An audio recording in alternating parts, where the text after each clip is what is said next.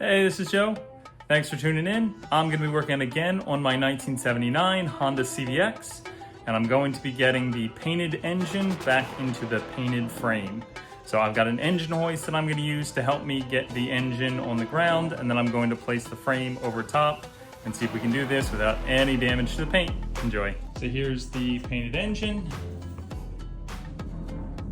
Looks like I got pretty good coverage now that I can see it out in the light, which I'm happy with. And then here is the painted frame. And I'm going to remove the front forks and the front wheel so that I can easily lay this frame down on top of the engine once I get the engine down on the ground. So I'm going to be using my engine hoist and my engine stand combination. So you can see that the engine stand actually fits pretty well in between the engine hoist. It'd be nice if I could open up the legs a little bit more, but this should be good. So I've got an engine balancer that I'm going to use.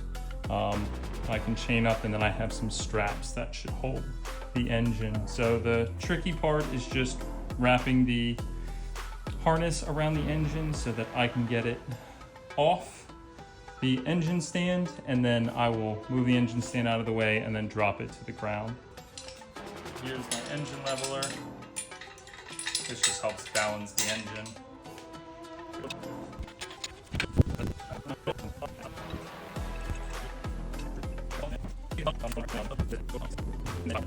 I'll lift this up a little bit, and let's see if we can take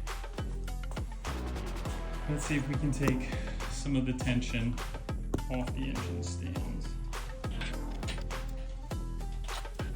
Definitely taking some of the tension off. So this is just a regular engine stand, and this works with a bunch of different types of engines. It's not really designed for motorcycle engines. So I used angle iron and then fabricated mounts for these dual overhead cam engines that Honda makes. So luckily, all I had to do was come up with one design, and it worked on all the different Honda engines from the late 70s and early 80s. Alright, so we have the bottom rod out.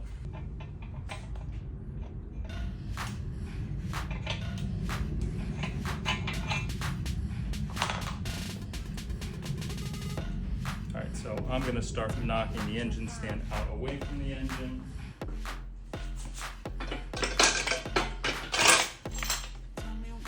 Okay, engine is free. Looks like it's pretty balanced, which is perfect.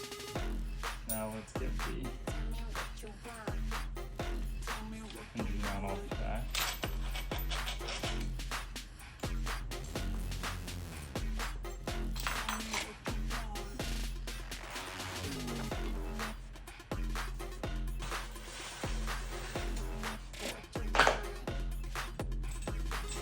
I got this balanced. Off. This engine leveler off. I've got the engine stabilized. It's on the stand right now. So not too bad doing it by yourself.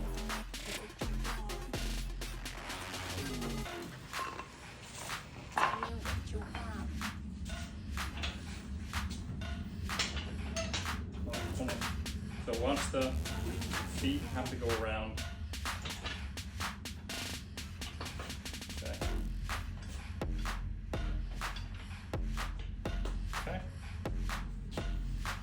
That's good.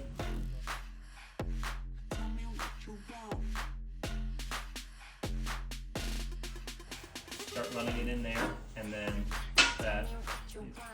there are mounts here, and then there are mounts here as well. It's an 8mm.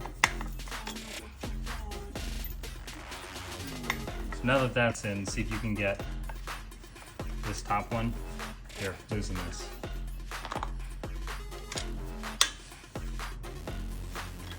Leave them all loose until you get them where you want them.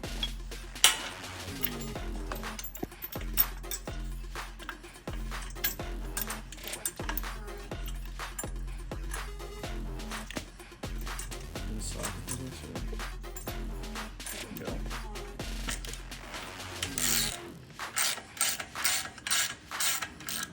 don't want them down all the way because we still have to get the engine mounts there. So before I put on these caps, I'm gonna plug this up. I'm gonna fill this with grease until grease comes out. Okay. That's not good. That's so funny. You did the same thing.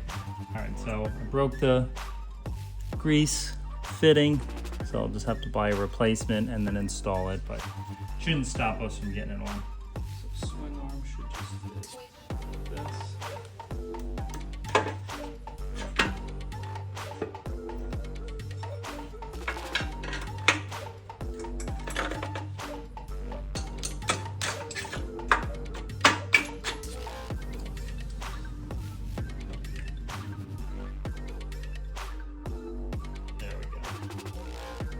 Nice and smooth.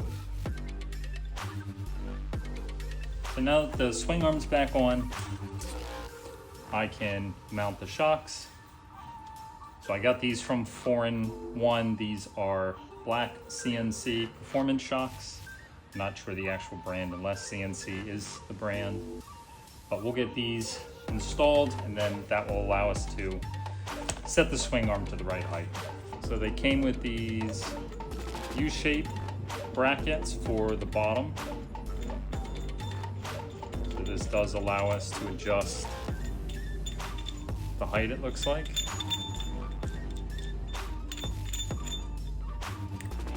So I'll screw these down a little bit and I'll mount them so that the screw is pointing backwards. And then they've also provided 2 different shock bushings. So it looks like there's both 10 and 12 millimeter. So I use a little bit of silicone just to help this slide on.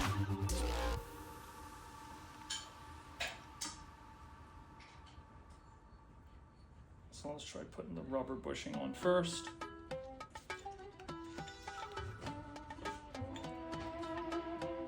I'm gonna slide the shock on after.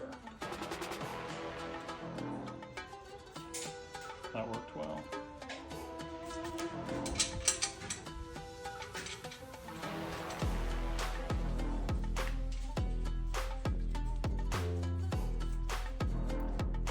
Before I put some of these parts back on, I'm just going to clean them up a little bit. So there's a bunch of surface rust on these washers. So I'll just use a little bit of Scotch-Brite. This will help take a lot of that surface rust off. I'm also going to use a bit of steel wool. And that'll help clean these up as well. Yep, steel wool works much better than Scotch-Brite in these pieces. See, that looks great. I can go back on. I'm trying to clean up this nut as well. Okay, and that did a nice job cleaning it up. It did a nice job.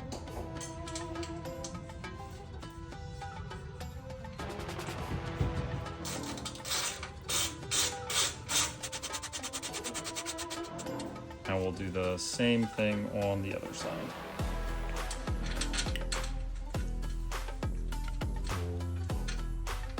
Those are back on. So you can see there's still a little bit of a gap on this side. And I think it's because this had grab handles. So what I may be able to do is just either use a washer or machine a washer just to help fill up that space. That way the rear suspension doesn't move from left to right. So I'll screw this all the way in. Do it on the other side. I'll just screw them out the same number of times.